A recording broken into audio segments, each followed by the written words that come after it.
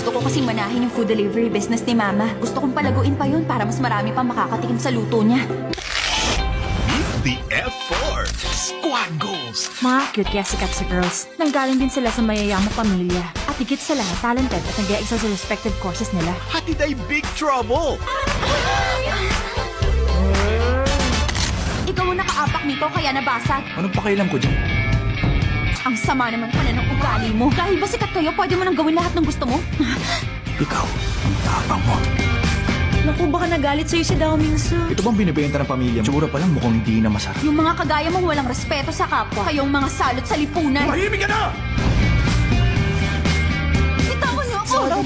Bitiwan niyo ako, sabi! Anong ginagawa niyo? Kung nagkataong di ka dumating, baka kung ano nang nangyari sa akin. Bakit ako tinatrato ni Dao Mingsu ng ganito? Pag feeling mo may iyak ka, gawin mo to para hindi na tumulo yung mga luha mo. Dao Mingsu! Walang kahit sinong pwede mambuli sa akin! Sa selebrasyon ng 15 years of being the first and true home of Asian novellas, Meteor Garden is coming home. May bisita ka rito! Kayo po ang pinaka-cool na mama na nakita ko. Dito ka na kumain, okay? Napakasarap. Nakakaya naman sa'yo.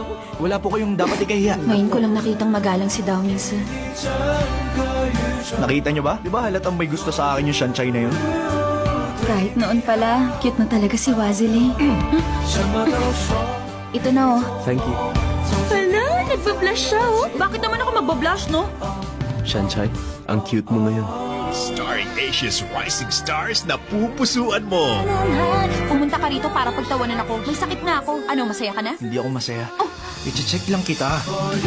Kilig is coming back. Feeling ko, ikaw yung unang may in love sa kanya.